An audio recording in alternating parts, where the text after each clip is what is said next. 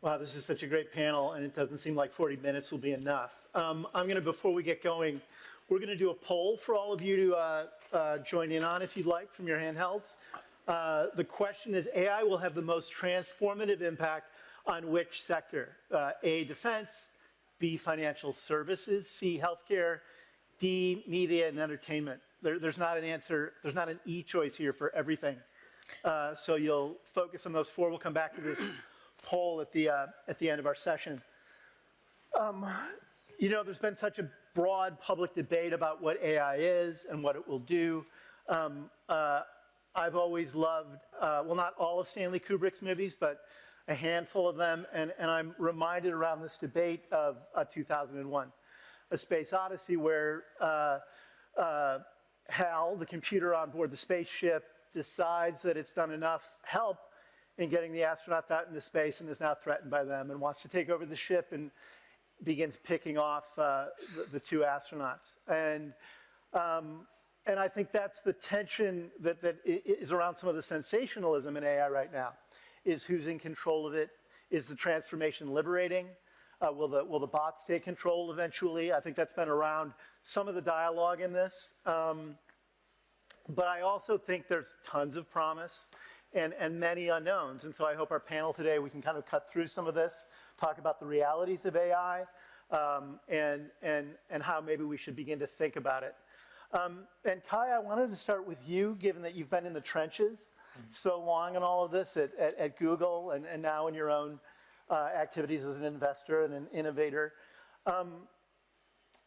AI has actually been with us longer than we really realize. When we talk about its newest iteration, there's been already big transformations that are AI derivatives, machine learning, search algorithms. Talk a little bit to us about how you've seen that evolution over the last, say, 20 years or so, and how you think about this idea of transformative versus a threat, promise versus danger, et cetera. Sure. Yeah, I've actually worked much longer than 20 years in AI, more like 40 years. And I did my machine learning PhD thesis in the 80s. And back then, from my thesis all the way through about 7 or 8 years ago, AI has been train a model to do one task. And that works well, whether it's speech recognition, approving bank loans, and that generated a lot of value. But that AI is not reusable elsewhere. And it's taught very differently than humans. Think about us, right? We were not, just trained to do one thing. We have general purpose intelligence. And what this new wave called generative AI is rethink this based on perhaps inspired by human learning. Can we also teach AI generally so that it knows everything, and then on top of that, it can do new things? That would make the task of learning any new thing much easier, and it would give it much bigger, more encyclopedic knowledge behind it. So what you see in ChatGPT and other similar products is a technology that trains what's called the foundation model. It's trained on tens and trillions of words, basically every word ever written. So you can think of it as a huge model which embodies all knowledge accumulated in the thousands of years of human history, from which it can very quickly learn any specific thing you want to do, giving out loans, insurance, entertainment, and all of those applications that you can imagine. So it is truly disruptive in the sense that we have a super intelligent foundation model that can learn any new thing very quickly. And from an investment standpoint, that means you can invest in the company that can very quickly build something. And also the power inherent in the model can allow it to take over and help us on a lot of the routine tasks. And now on the potential danger side, of course, we know there are issues such as hallucination, the risk it could be used for misinformation. It also, since it's read everything and knows everything, one could ask questions that could be harmful or hate speech and can be used to target whatever we saw in Cambridge Analytica a few years ago is now on steroids. So those dangers all exist. And we have to look at using regulation as well as technology to find ways to provide guardrail and minimize the negative ways in which you can do things. Last thing I would say is the comment you made about this 2001 Space Odyssey. We're not at that point. This, as powerful as this super intelligent AI is, it doesn't have self-awareness and a mind of its own, and has no desired interest or incentives to harm or do anything to humans. We can shut it off and we control it. We can teach it to do things. The danger, I think, is in people with malintent using it to do evil things. Just to revisit that, it's not sentient. It's software, No, exactly. and it's relying on inputs to achieve outcomes. Right. I think that Sara, you've wrestled with the uses of AI in your own business for several years now, and you've deployed against it. Talk a little bit about where you have seen the advantages and the opportunity in agriculture and around food security, and wedding that to AI. Yeah, I mean, I think it goes back to sort of what Kai-Fu was saying around sort of the initial uses of it, which is train it on a very specific task to solve one set of problems, right? So when I started Gro, the goal was, how do you build a platform and a system that can ultimately predict the supply, the demand, the trade and price of every agricultural product around the world every single day? That's over 15,000 products that we do this for.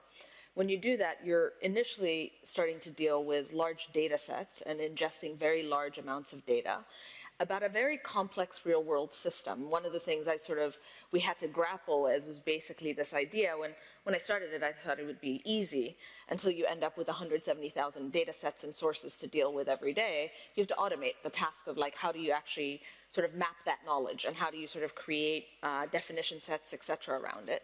And then it was sort of initially around building machine learning models to predict very specific things. Predict the yield of corn in the US in a season, or predict the yield of wheat in Russia in a season, right? So you sort of build that out. And, so our early part of the journey was getting enough data in the system and automating that, and actually using applications of AI in that sort of mapping of knowledge space. Then it was sort of using machine learning and machine learning models to predict specific outcomes or extract specific insights from large-scale data sets. When you're processing hundreds of trillions of data points every day, again, sort of the extraction of insights becomes important. So then you end up having too many models as well. So today we have 2.9 million models. Because agriculture is such a complex real-world system, you're ingesting data about the environment, about the economy, about people. And so that sort of, it's very vertical in its knowledge, right? And sort of one of the things that sort of has really excited me about this new wave is actually the world of horizontal AI coming together with vertical AI, which is how you will actually start to combat things like hallucinations. So differentiate those two things for us, vertical versus horizontal. So reasoning versus knowledge. So if you go to ChatGPT today and you ask it questions such as, what were drought conditions in California over the past decade? Or how is drought going to affect rice production in India over the next 20 years? It will give you an answer based on all the words and everything it's learned, and try to sort of piece together a story of what it's been, but it's not going to generate a chart for you that actually just shows you what drought conditions for California have been over the past decade, or what projected sort of drought conditions in India for rice are going to be over the next sort of 20 years. The way I describe it, and I said this to you, Tim, is, when I was in middle school, I was a straight C student. And I'd go to tests, and when I got asked a hard question, I would just write really long answers, hoping that some truth was in there. But it was like, you'd get there. And then when I became a really good student, by the time I was in high school, I was a straight A student, my answers got shorter. And when you sort of constrain ChatGPT to actually a knowledge graph about these issues, and we've done this, where you say, hey, the corpus of knowledge that Gro sits on in these issues is a truth that you can rely on, and you ask that question, what it actually generates is a chart that's, one, significantly cheaper than the queries it needs to sort of run and what it needs to train on, but two, actually gives you a factual answer with attribution that means that you can hold someone accountable for that answer in the long term, right? So and it doesn't run the risk of sort of that hallucination piece. And I think that becomes pretty tremendous in terms of how we distribute complex data sets to non-technical users that need it for transforming systems that are critical to humanity, like food security, or combating issues such as the effects of climate change. We can come back to this, but there's an obvious difference between facts and expertise, between knowledge and pattern recognition. But we'll come back to this. Bob, you survey a broad, obviously a massive landscape of different businesses. Are you having any ahas about businesses right now? I guess this gives away some of our survey answers. Where are you seeing the greatest sort of first mover changes right now? So I think you need to step back from a corporate perspective in the commercial enterprises and go back to what was already said by my fellow panelists.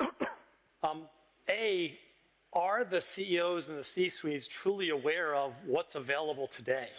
Because many of them have not. And there's an underappreciation of the computing capabilities and the AI components that could be used today.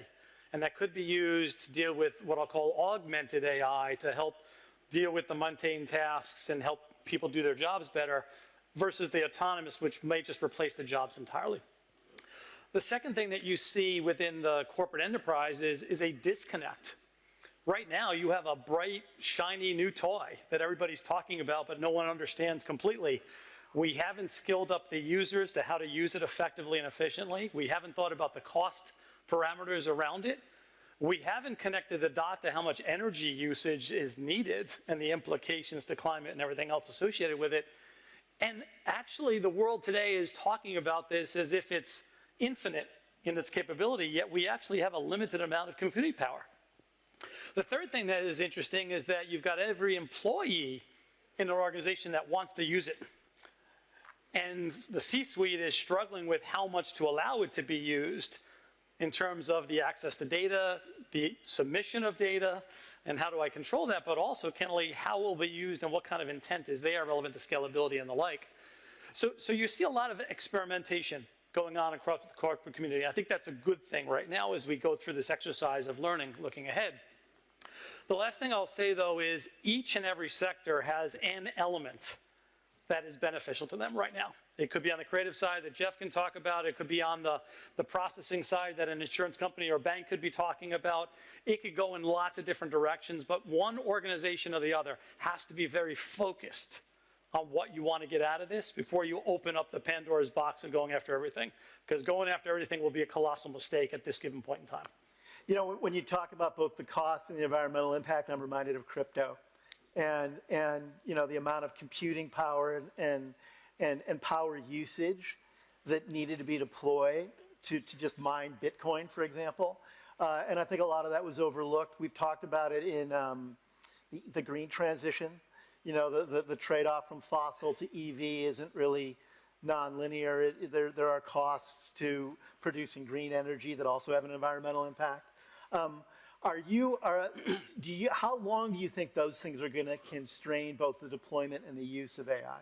I actually don't think that we're going to see as long of the transition that maybe some are thinking about. I think the impact is going to be pretty swift.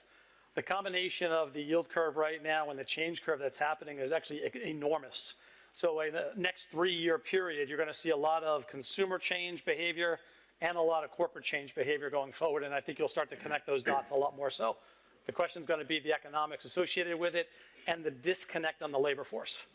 We have a huge challenge right now in front of us that if it goes so far so fast without the re-engineering of labor, we actually have a big mismatch which will create more social problems that's going to be problematic, especially going into a slowing economy right now.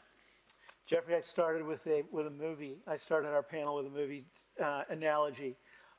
You're a storied movie man. And there's been there's been a strike in Hollywood right now between the WGA and the studios over ownership of creativity and control of creativity and where AI slots into that. And talk to me about how you see AI's impact on the creative class, broadly defined, whether it's artists, writers, filmmakers. Do you see it as a, I mean, I think it's going to be revolutionary, but how do you think about the outcomes from that?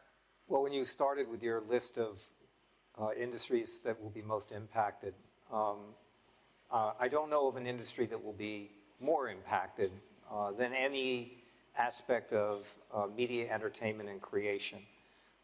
If you look at sort of a historical perspective of, you know, whether we went, you know, from a pen, a paintbrush, a printing press, a still camera, a movie camera, these are things that just expanded creativity and all sorts of storytelling in extraordinary ways. And we've seen how that has continued to evolve, and today all sorts of new forms of media and entertainment. It's been explosive the last 10 years.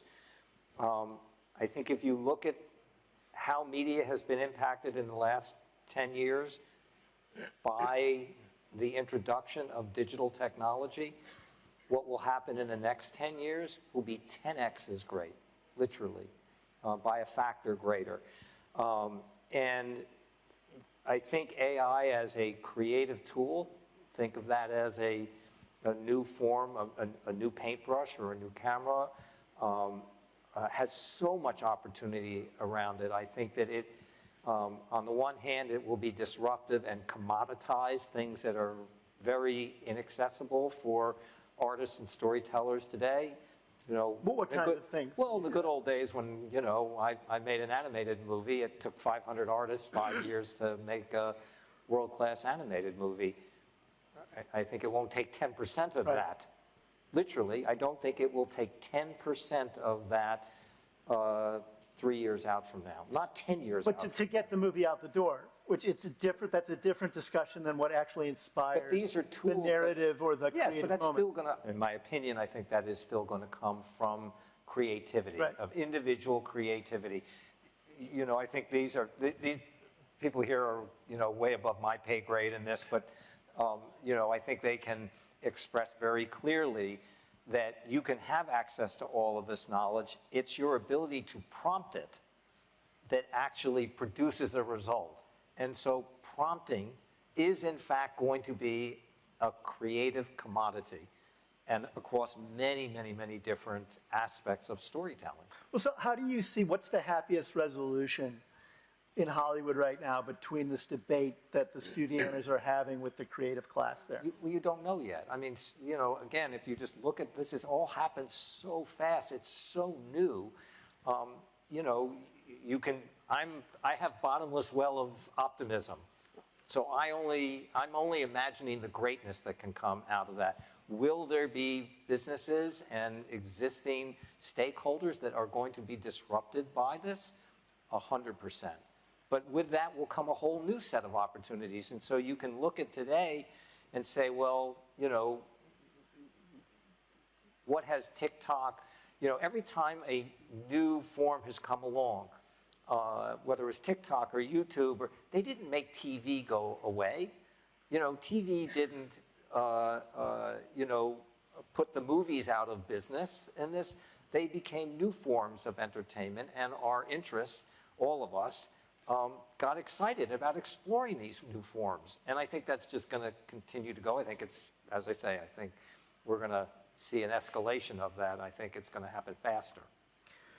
Kai-Fu, we talked a little, I mentioned a little bit earlier about the evolution of, you know, and the presence of AI among us. And I think about when the Netscape browser got popularized, it made searching the web more consumer-friendly, more apprehensible to people. You didn't have to go to Usenet or all those other odd, very techie Silicon Valley sort of chat rooms where you had to learn arcane languages to prompt and get results. And I think of ChatGPT in a similar way. It is making a new tool and a new form of software more apprehensible and utile to people who might have felt alienated or uncertain around it before. You have a new product, E34B. I think it's ingested 400,000 different Chinese characters in its Actually, several trillion. several trillion? Yeah. Okay. You were close. Okay. Yeah. I thought the Chinese characters were a harder form for the models to ingest. So I'll take 7 trillion and stand corrected. But it's also open source. Yeah. And ChatGPT is not open source. Right. Talk a little bit about, the virtues of open sourcing at this revolutionary moment, and what sort of accessibility and communication and community mean around tools like this to you. Yeah, I think it's important to understand there's a huge diversity in the needs of the models. It's not a one-size-fits-all. And using GPT-4, as powerful as it is both expensive and it's also not ideally aligned to your purpose. So you may have one big model, but it needs to be trained and aligned for each purpose. That includes industries and applications. Example Sara gave about knowing more about drought and such numbers. That's industry-wide. Also, I think there are every country has different values. So I think to believe the ChatGPT value represents the whole world and every country and every religion, that isn't the case. It may be a reasonable approximation of the American values, but it wouldn't work in many other countries, in the Middle East, in some parts of Asia, some parts of this region. So there needs to be a diversity that's allowed. Also, there are people who just need to train their own model because of the privacy of the data, because maybe there are researchers who need control, who want to invent the next algorithm.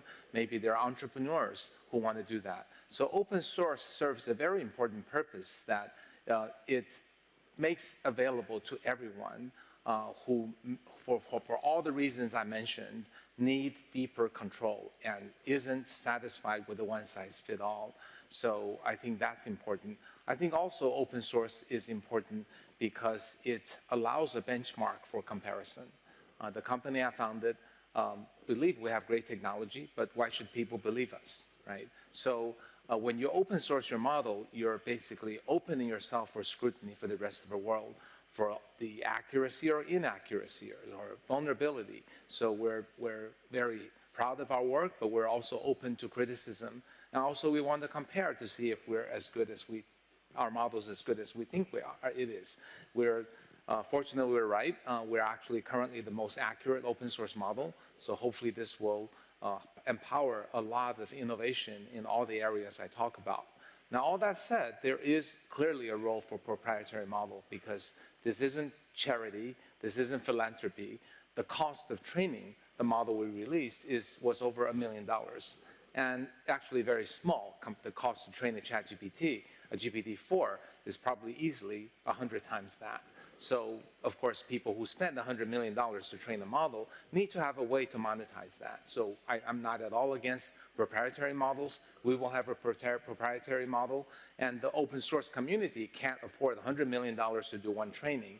So I think in the end, there will be the top-end, best performance, largest model, best reasoning provided by the likes of OpenAI and Google. And then for the rest of us, there will also be open source models that are much less expensive to train, much less expensive to use. And so they'll be used for very different things, you think, in that regard then? Yeah, I think if your need is satisfied by GPT or Google's alternative, and you can afford the cost, then you should by all means use it. But I'm saying 90% of the people will want either more freedom or lower cost.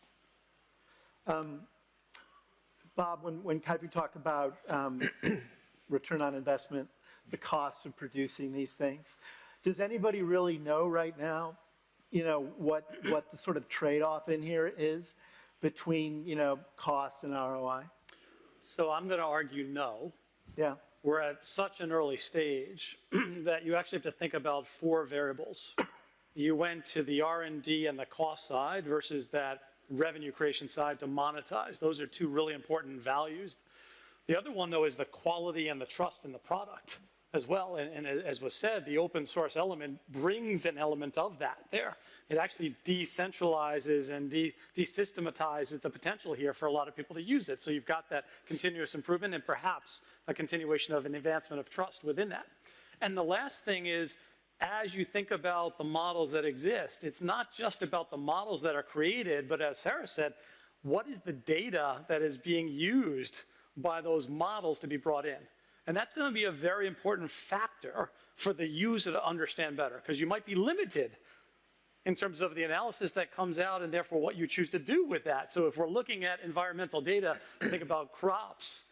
If we're looking at that just in the Middle East versus on a worldwide basis, we have a totally different outcome that comes out of this. So those 4 variables and the interplay of cost and return and then pricing is going to be something to be worked out over the next couple of years.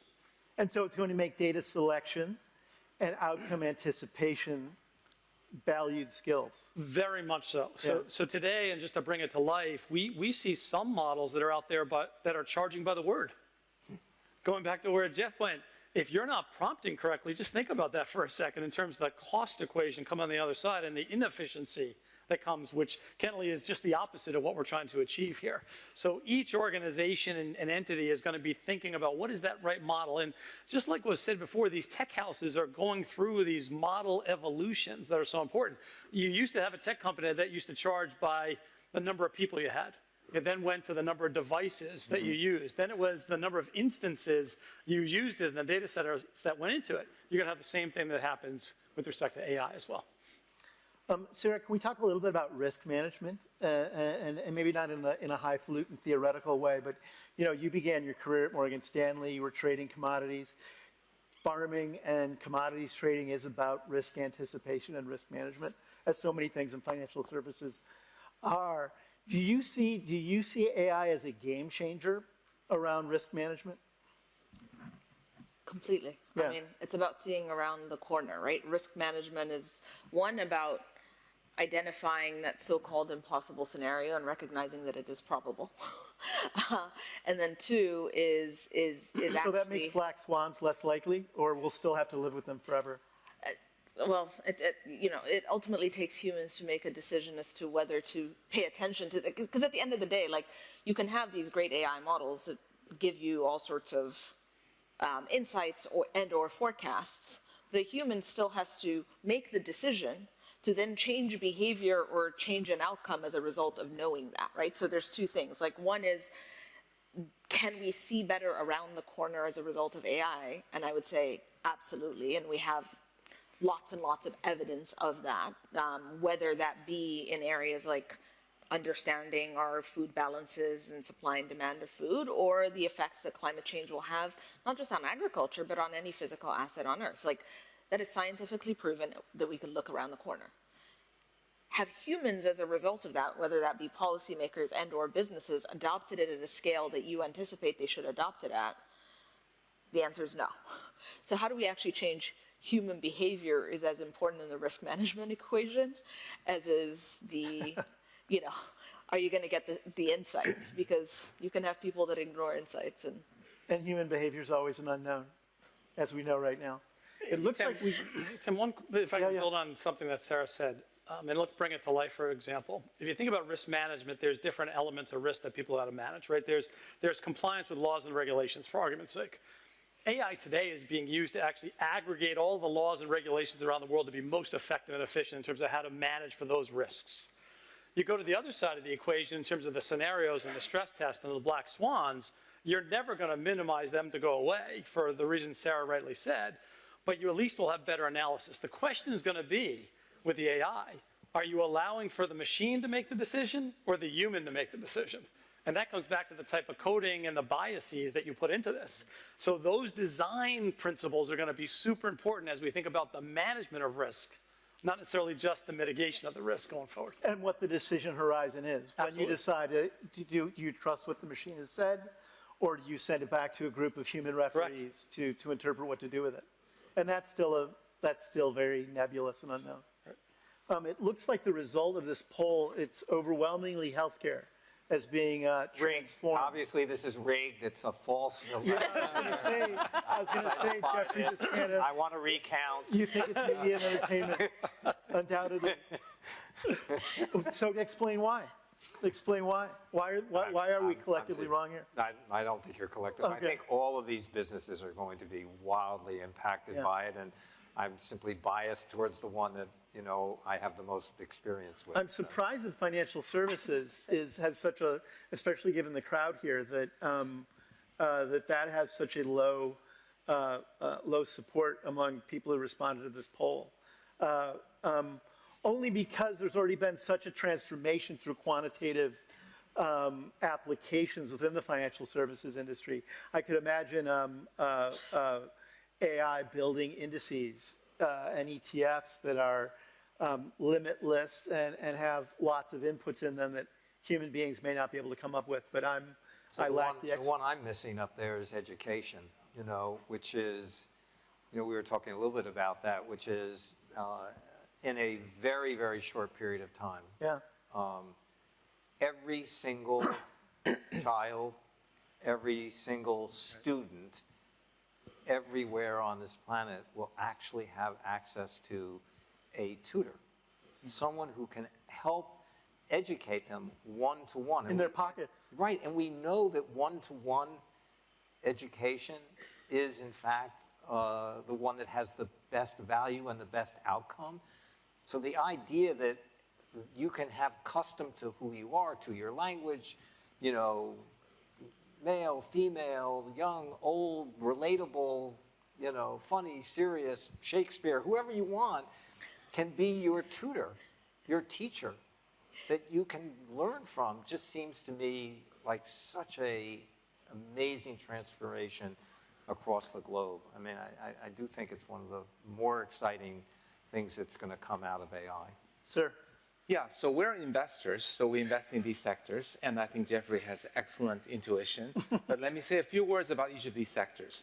Education is huge for exactly the reasons Jeffrey pointed out, but I think our education systems are going to be the most conservative, and most slow to change, and many of them disallow ChatGPT. So I think it's going to be the private enterprise, the education apps, the Duolingo and their next more advanced versions that will do what Jeffrey talks about. Healthcare, I think, is huge, but it relates to human lives. So there's always going to be human at the end controlling, deciding what to do, because we can't, how do you do a malpractice lawsuit against AI? So that human in the loop will slow it down. And there's nothing we can do about that. But there's specific segments for which it may be useful, like AI longevity, AI health check, which I do religiously every year. But I'm afraid it's not going to have that same level of financial return, except for specific segments like drug discovery. Entertainment, I think, is huge, because one of the big problems, because AI, generative AI, is about content creation, and that's what entertainment industry is all about. And one of the big problems of generative AI, which will eventually get fixed, is hallucination. But in some sense, entertainment content is hallucination. It's not like news. Yeah. So it's okay. So does that mean I get your vote? Are you moving your vote over here now to I do. entertainment? Yeah. Okay. He means you're taking it. I got it. There we go. We've only got a couple minutes left, but there was a question I wanted to ask each of you, given that there's been this debate about the uses and abuses of AI. And I wanted to ask each of you if you felt like the tech community broadly defined and the regulatory community broadly defined is positioned to sort of responsibly manage this moment. And Sara, tell me, do you think that AI's promises and possible predations are being well managed or will be well managed as time goes on? Who's the CTO of the United States? Wow. I'm the guy who said there were 400,000 Chinese characters in Kai-Fu's model, so, yeah. No, but the reason I asked that question is under the Obama administration, it was actually Megan Smith who had come out of Google and actually spent a lot of time sort of at the forefront educating the public about it. Honestly, I'm asking you that question because I don't know the answer. Yeah, I don't think we have one. Right, so every government is going to have a pretty serious CTO, like not initiatives across different sort of departments, et cetera. Like you might have, it has to be a cabinet level position as far as I'm concerned in terms of sort of the type of influence that person's going to have. Well, you're not going to create it, but so the answer on the Obama recently made an argument for just that. So I didn't know that, but that's good to know. Yeah. And so I think that regulators and governments are heavily ill-equipped, and I think you see it as everybody's scrambling right now, trying to convene private industry to tell them. And private industry is private industry for a reason, so everybody's going to go in and promote their best interests by, still sort of taking the broader public. But I think you need to sort of understand that everybody on sort of, at least on the private market side, is going to do what's in the best interest of that business. That they have a fiduciary responsibility to generate returns. And there's going to have to be checks and balances that come from the regulatory side. So to the extent that we start to think that companies are going to be great self-regulators, then we're in for a rude awakening. We are ill prepared today, and to build on Sarah's point, I'm going to say every minister and secretary actually has to have a point of view on this and downstream effects, because there's going to be lots of intended and unintended consequences. No one systematically is thinking about that. So we can have a CTO, but I'm going to say the Minister of Defense, the Minister of Education, the Minister of Healthcare have to have an equally deep understanding of what this really means.